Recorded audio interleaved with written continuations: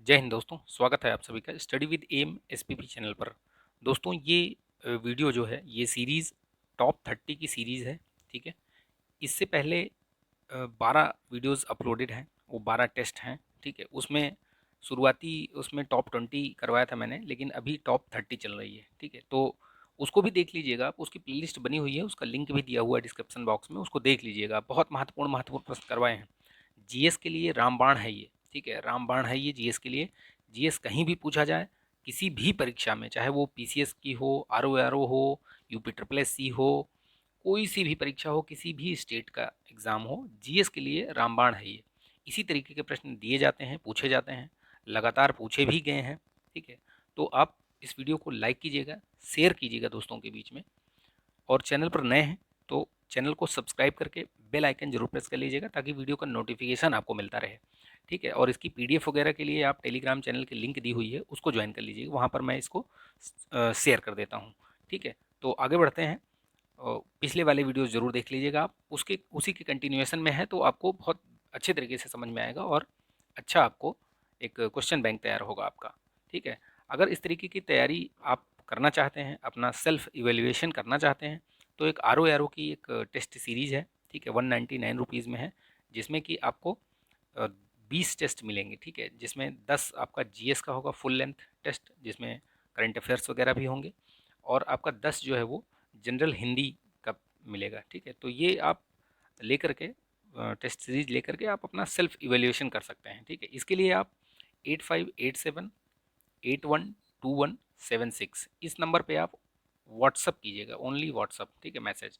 तो आपको जानकारी दे दी जाएगी कि कहाँ क्या कैसे और किस तरीके से आपको वो टेस्ट सीरीज मिलेगी। ठीक। तो चलिए शुरू करते हैं इस वीडियो को। देखिए, इसमें सबसे पहले पहला प्रश्न जो पूछा गया है, वो पूछा गया है कि सार्वजनिक वितरण प्रणाली जो है वो पीडीएस सिस्टम। ठीक है, पीडीएस सिस्टम में जो कीमत बढ़ाई जाती है अगर किसी भी अनाज की या इसकी, तो क्या रीज़न है, मतलब उसका उद्देश्य क्या होता है। तो देखिए, उसका उद्देश्य सीधे सीधे होता है कि उसमें जो निहित उपादान है, यानी कि उसमें जो लागत है, उसको थोड़ा सा कम करना। ठीक है। 2 रुपये 3 रुपये किलो गेहूँ चावल ये सब मिलते हैं, तो उसमें अगर कुछ पैसे या कुछ रुपए बढ़ा दिए गए, तो उससे लाभ तो नहीं होगा, लेकिन यह है कि हाँ, थोड़ा सा भार कम होगा। ठीक है। तो करेक्ट आंसर इसका देख लीजिए आप, बी होगा। न्यूनतम आवश्यकता कार्यक्रम जो है वो किस पंचवर्षीय योजना में शुरुआत की गई थी, तो वो फिफ्थ, जो 5वीं पंचवर्षीय योजना थी, उसी में ये इसका प्रारंभ किया गया था। इसमें बहुत सारी और भी योजनाएं चली थी, जैसे गरीबी हटाओ का नारा इसी समय दिया था श्रीमती इंदिरा गांधी जी ने, जब वो तत्कालीन प्रधानमंत्री थी। ठीक है, गरीबी हटाओ। 20 सूत्री कार्यक्रम भी इसी समय चलाया गया था, इसी टाइम पे, याद रखिएगा। ठीक है, 5वीं पंचवर्षीय योजना के अंतर्गत ही चली थी ये, तो ध्यान रखिएगा। इसी इसी के बीच में ही वो जो आपातकाल लागू हुआ था, यही समय था वो, ये भी ध्यान रखिएगा। भारत में हरित क्रांति का प्रभाव, तो इसमें जो करेक्ट आंसर होगा डी होगा। ठीक है।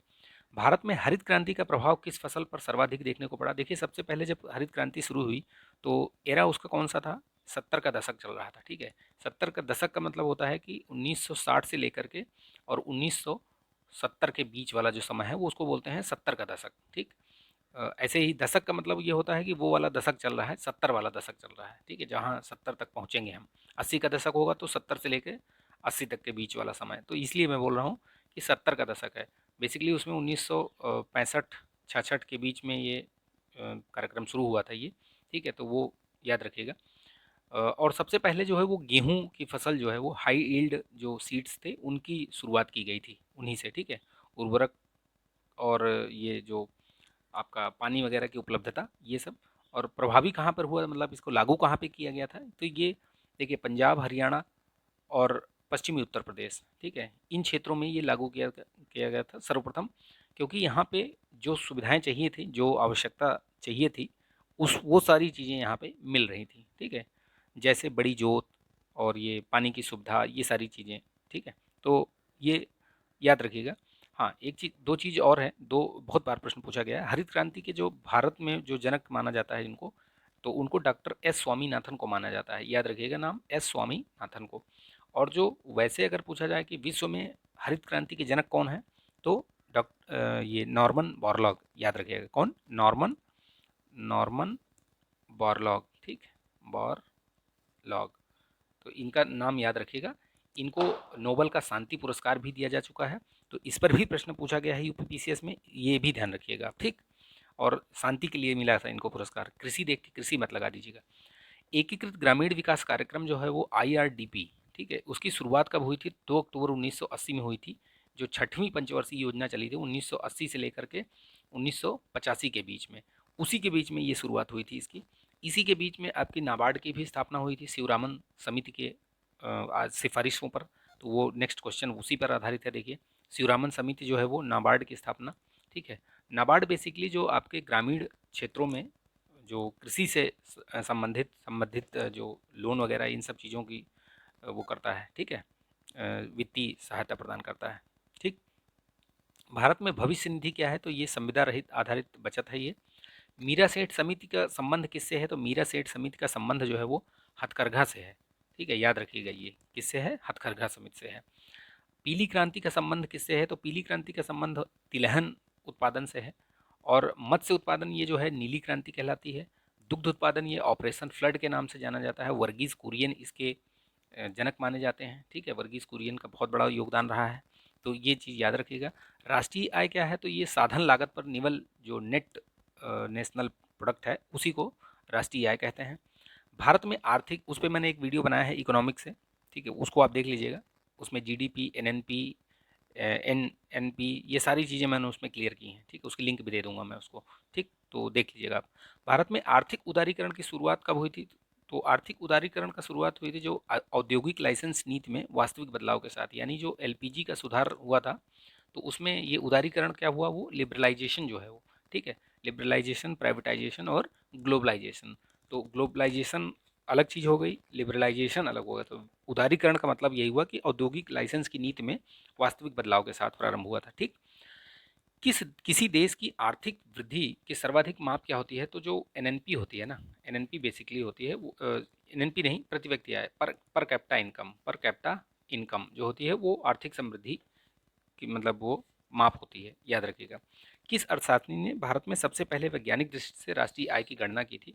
देखिए सबसे पहले अगर देखा जाए तो सर्वप्रथम अगर बात की जाए तो दादा भाई नौरोजी ने इसकी शुरुआत की थी, ठीक है, दादा भाई नौरोजी ने इसकी शुरुआत की थी। लेकिन अगर स्वतंत्रता के बाद की बात की जाए तो उस समय आप इसमें याद रखिएगा, वैसे इसका आंसर ये होगा आपका, लेकिन कुछ चीज़ें जो एडिशनल मैं बता रहा हूँ वो आप ध्यान रखिएगा, ठीक है, वो क्योंकि वो पूछा गया है। सबसे पहले दादा भाई नौरोजी ने, और 1949 में कमेटी गठित की गई थी, वो पीसी महाबलोनिस के उससे अध्यक्षता में की गई थी, ठीक है, 1949 में पीसी महाबलोनिस के, ये राष्ट्रीय आय की का कैलकुलेशन करने के लिए। भारत में राष्ट्रीय आय का जो प्राकलन है वो किया जाता है किसके द्वारा किया जाता है? तो ये याद रखिएगा, सीएसओ के द्वारा किया जाता है, सीएसओ के द्वारा, ठीक, ये चीज़ ध्यान रखिएगा। भारत में राष्ट्रीय आय मापने के लिए, और वो पहली बार जब 1956 में राष्ट्रीय आय जो उसका प्राकलन करके बताया गया था, ठीक है, उस समय जो आधार वर्ष था वो 1948 और 49 था, ये भी याद रखिएगा, पहली बार जब हुआ था। और अभी जो आधार वर्ष है उसके बारे में जैसे ये प्रश्न पूछा गया है, तो ये 2011-12 है। मेरे हिसाब से ये शायद चेंज हुआ है या चेंज होने की बात चल रही है, आप कमेंट करके बताइएगा, लेकिन इसके हिसाब से 2011-12 है ऑप्शन के हिसाब से, ठीक। भारत का आर्थिक सर्वेक्षण प्रत्येक वर्ष सरकारी तौर पर प्रकाशित किया जाता है। तो देखिए इकोनॉमिक सर्वे जो आता है वो बजट से जस्ट एक दिन पहले आता है। उसमें क्या होता है, जो बीता हुआ वर्ष होता है उसके जो जो अचीवमेंट्स हैं, कहाँ पे क्या हुआ क्या नहीं हुआ, कितना प्राप्त लक्ष्य प्राप्त हुआ या कितना सारा काम हुआ, क्या बचा हो, क्या सरप्लस हुआ, क्या डेफिसिट हुआ, वो सारी चीज़ें उसमें बताई जाती हैं इकोनॉमिक सर्वे में। बहुत सारे प्रश्न बनते हैं, ठीक है, इकोनॉमिक सर्वे से बहुत सारे प्रश्न बनते हैं। इकोनॉमिक सर्वे और बजट से मतलब 2-3 प्रश्न आपको हर परीक्षा में मिल जाएंगे। तो ये याद रखिएगा, वित्त मंत्रालय द्वारा ये जारी किया जाता है, ठीक, तो याद रखिएगा, ठीक। भारतीय अर्थव्यवस्था ने किस वर्ष में सर्वाधिक आर्थिक समृद्धि प्राप्त की थी? तो इसमें जो वर्ष 2005-6 वाला है उसी में ये प्राप्त की थी सबसे अधिक जो है 9.6%। सतत विकास का आधार क्या है? तो सतत विकास का आधार जो होता है वो पर्यावरणीय दृष्टिकोण होता है, ठीक है, सतत विकास का जो आधार है वो क्या है? पर्यावरणीय। आप एसडीजी गोल्स याद रखिएगा, ठीक है, एसडीजी जो है वो पेरिस समझौते 2015 के हिसाब से 2015 से लेकर 2030 तक ये एसडीजी के बारे में पूछा जाता है। एसडीजीज के जो जो लक्ष्य है ना उनको जरूर याद रखिएगा, 17 लक्ष्य हैं, उनको जरूर याद रखिएगा क्योंकि उनसे प्रश्न पूछे जाते हैं। और ये याद रखेंगे तो आपको मेंस में आंसर राइटिंग में बहुत काम आएगा।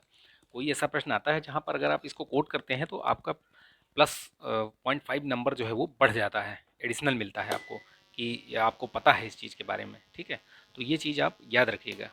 तो गलती मत करिएगा, क्योंकि कई बार ये बहुत आसान होता है इसको, और याद भी कर सकते हैं, 2-3 बार आप पढ़िए, आपको याद हो जाएगा इसमें, ठीक है।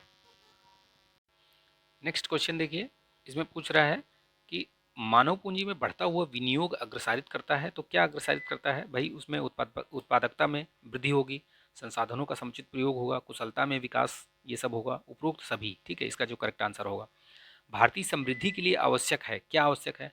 तो भाई आपको बेसिक इंफ्रास्ट्रक्चर चाहिए, आपको कृषि में सुधार चाहिए, बिल्कुल, ठीक है। सामाजिक सेवाएं जो है उनका अधिकतम उपलब्धता हो, जो सोशल वेलफेयर स्कीम्स चल रही हैं वो के सभी तक पहुँचें, जो समाज के हाशिए पर हैं, जो उनको मुख्य धारा पे लाया जाए, जो व्यक्ति गरीब हैं, हाशिए पर हैं, ठीक है, तो उनको मुख्य धारा से जोड़ा जाए, ये सभी चीज़ें हैं इसमें, ठीक है। करेक्ट आंसर इसका ये होगा।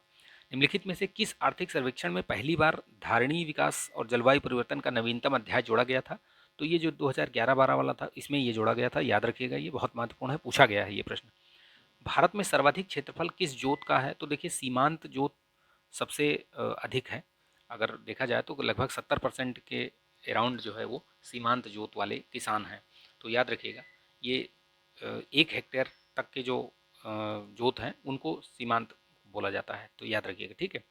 निम्नलिखित में से किसे टीपू सुल्तान ने अपनी राजधानी बनाई? देखिए टीपू सुल्तान कौन था?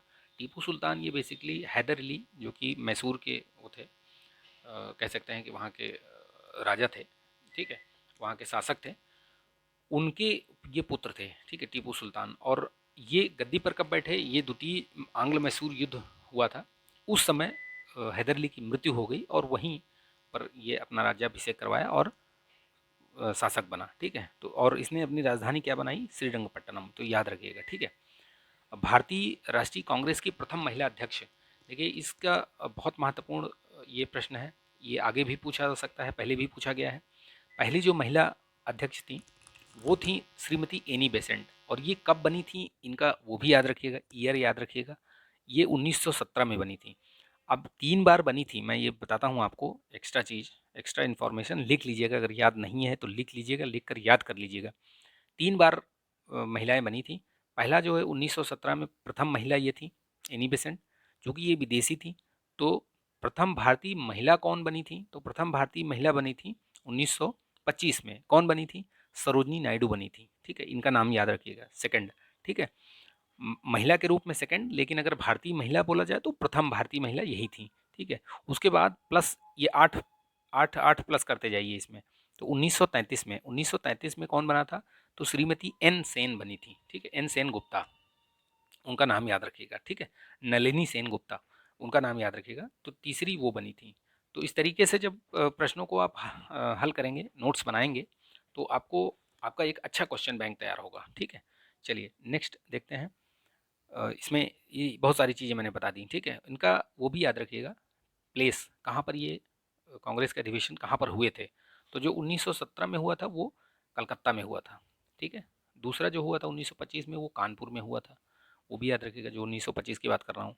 तीसरा जो हुआ था वो फिर कलकत्ता में हुआ था, तो ये याद रखिएगा, कलकत्ता, कानपुर, कलकत्ता, ठीक, याद रखिएगा। मात्र एक अधिवेशन जिसमें गांधी जी ने, महात्मा गांधी जी ने अधिवेशन की अध्यक्षता की थी, तो वो कौन सा अधिवेशन है उसको भी याद रखिएगा, बहुत बार पूछा गया है। 1924 में ये बेलगांव अधिवेशन, ठीक है, कौन सा अधिवेशन? बेलगांव। बेलगांव कहाँ पर है? ये कर्नाटका में पड़ता है, ठीक है, याद रखिएगा। इसमें देखिए सुमेलित करना है, सुमेलित करने में आपको इस तरीके के प्रश्नों में एलिमिनेशन मेथड आपको लागू करना है। जैसे एलिमिनेशन मेथड कैसे लगाते हैं, देखिए बारदोली सत्याग्रह, यानी कि आपको अगर आपने पढ़ा है तो थोड़ा सा ध्यान देंगे तो याद आएगा कि सरदार पटेल, ये 1928 में ये आंदोलन चला था ये, ठीक है। और ये बारदोली सत्याग्रह इसके थे ये। तो ए का 4 आप देखिए कहाँ कहाँ पे है, ए का 4 देखिए 2 ही जगह है ए का 4, पहले में और तीसरे में, ठीक है, यानी कि 2 आपके एलिमिनेट हो गई ये, ठीक। अब देखिए चंपारण सत्याग्रह, आपको पता है कि महात्मा गांधी जी का पहला ये सफल सत्याग्रह था। तो ये हुआ कब था? 1917 में, ये भी याद रखिएगा। तिनकठिया नील खेती की तिनकठिया प्रथा के विरुद्ध ये सत्याग्रह चलाया गया था, ये गांधी जी द्वारा। तो बी का 1 याद रखिएगा, बी का 1 कहाँ पे है? ये बी का 1, सॉरी, इसमें अब देखिए इसमें बी का 1, ए का 4 और बी का 1 इसमें मिल गया तो ये हो गया। अब आगे आपको देखने की भी ज़रूरत नहीं है, आप इसको टिक लगाइए और उसमें OMR शीट में गोला भरिए और आगे चलिए। ठीक है, इस तरीके से प्रश्नों को हल किया जाता है। देखिए नेक्स्ट क्वेश्चन में राजा राम मोहन राय ने इनमें से किसका विरोध नहीं किया था। बेसिकली देखिए बाल विवाह का विरोध किया था उन्होंने, सती प्रथा का किया था, पाश्चात्य शिक्षा और इसका भी नहीं किया था, विधवा विवाह का, ये थोड़ा ऑप्शन ऐसे ही है। लेकिन पाश्चात्य शिक्षा का विरोध बिल्कुल भी नहीं किया था उन्होंने। उनका मानना था कि इस पाश्चात्य शिक्षा से ही लोगों का जो है वो जो रूढ़ियाँ हैं और ये सब चीज़ें हैं, अंधविश्वास, वो सब दूर किया जा सकता है। ठीक है, तो याद रखिएगा निम्नलिखित में से, उसमें दोनों ऑप्शन सही मान सकते हैं, इन दोनों का विरोध नहीं किया था। ठीक है, निम्नलिखित में से कौन सा सही सुमेलित है पूछा गया है। तो देखिए इसमें एनी बेसेंट यंग इंडिया बिल्कुल नहीं, ये गांधी जी की है बेसिकली। ठीक है, गांधी जी ने यंग इंडिया लिख, और ये एनी बेसेंट की ये न्यू इंडिया है। ठीक है, न्यू इंडिया और कॉमनवेल्थ दो प्रसिद्ध वो हैं। ठीक है, याद रखिएगा, ये पत्र पत्रिकाएँ ये सब हैं। ठीक है, बीजी तिलक, ये केसरी, इनका ये सही है, जो करेक्ट आंसर है वो सी है। और ये केसरी और मराठा ये दोनों इनका है। ठीक है, याद रखिएगा इस चीज़ को, केसरी और मराठा ये बीजी तिलक का ही है। ये कथन और कारण, इस तरीके के प्रश्न बहुत पूछे जाते हैं। तो इसमें देखिए पूछा बोला गया है कि द्वितीय विश्व युद्ध में भारतीय राष्ट्रीय कांग्रेस ने अंग्रेजों को सहयोग प्रदान किया था। बिल्कुल नहीं प्रदान किया था, ये गलत है। ठीक है, मैंने जो स्वतंत्रता आंदोलन पर तीनों जो गांधी जी वाले जो महत्वपूर्ण जन आंदोलन जिसको कह सकते हैं, वो उस पर 3 वीडियोज़ बनाए हैं, वो तीनों वीडियोज़ देख लीजिए। आपके इससे संबंधित कोई से भी प्रश्न गलत नहीं होंगे। जो जब ये आंदोलन शुरू हुए हैं जहाँ जिस वर्ष में, उससे ले 2-3 वर्ष आगे से लेकर 2-3 वर्ष पीछे तक, यानी कि 5-6 वर्षों का पूरा इतिहास क्रमवार मैंने डिस्कस किया है। और निश्चित तौर पर आपके एक भी प्रश्न उससे नहीं गलत होंगे। ठीक है, तो देख लीजिएगा। क्योंकि इसमें पूछा गया है क्योंकि उनको पूर्ण स्वराज प्राप्त होने की आशा थी। देखिए पूर्ण स्वराज प्राप्त होने की आशा थी, लेकिन वो सहयोग नहीं प्रदान किया था। ठीक है, उनसे बिना पूछे ही जो उस समय के तत्कालीन वायसराय थे लॉर्ड ये लिनलिथगो, उन्होंने भारतीय सेना को द्वितीय विश्व युद्ध में सम्मिलित कर दिया। तो इस वजह से कांग्रेस मंत्रिमंडल ने जितने भी राज्यों में उन्होंने अपनी सरकारें बनाई थी, वहाँ से उन्होंने इस्तीफा दे दिया। 22 दिसंबर को ये इस्तीफा दिया और उसी दिन मुस्लिम लीग ने और डॉक्टर भीमराव अंबेडकर ने ये सब इन्होंने मतलब मुक्ति दिवस के रूप में उस चीज़ को मनाया। ठीक है, तो ये भी याद रखिएगा, ये भी एक प्रकार का प्रश्न है और पूछा जाता है। ठीक, देखिए इसमें फिर से वही दिया हुआ है, बुक्स का नाम दिया हुआ है, इधर ऑथर आपको मैच करना है। तो देखिए इसमें इंडिया विंस फ्रीडम ये अबुल कलाम आज़ाद की है बेसिकली। रन्स एंड रूइंस ये आज़ाद यहाँ का आ गया है। तो ये किसका है, सुनील गावस्कर का है। यंग इंडिया मैंने आपको अभी ऊपर ही बताया, महात्मा गांधी। और न्यू इंडिया एनी बेसेंट। तो इस हिसाब से देखेंगे ये दोनों ऑप्शन एक ही हो गया है, तो ये दोनों ऑप्शन सही हैं इसके। ठीक है, याद रखिएगा बेसिकली 1937 में संपन्न विधानसभा चुनाव में इंडियन नेशनल कांग्रेस को निम्न में से किन प्रांतों में बहुमत नहीं प्राप्त हुआ है। तो ये भी सारी चीज़ें मैंने की हैं। ठीक है, पहला वीडियो जो असहयोग आंदोलन का है, दूसरा है आपका ये सविनय अवज्ञा आंदोलन, और तीसरा भारत छोड़ो आंदोलन, क्विट इंडिया मूवमेंट, अगस्त क्रांति जिसको कहते हैं। तो ये तीनों आंदोलन आप देख लीजिए वीडियोस, ज़्यादा बहुत बड़े बड़े नहीं हैं, 35 मिनट 40 मिनट के वीडियोस हैं, 35 मिनट है शायद हार्डली। तो उसको अगर देखेंगे ना तो आपका कोई भी प्रश्न इनसे संबंधित होगा, मेंस से, इवन कि मेंस से रिलेटेड, यूपीपीसीएस के मेंस से रिलेटेड भी आपके प्रश्न गलत नहीं होंगे, किसी भी पीएससी के हों। ठीक है, कोई भी प्रश्न प्री का हो, वनडे एग्जाम्स हो, कोई गलत नहीं होगा, देख लीजिएगा आप। ठीक, इसी तरीके से मैंने ताबड़तोड़ सीरीज भी बनाई हुई है, उसकी प्लेलिस्ट दी हुई है, उसको देखिए आप।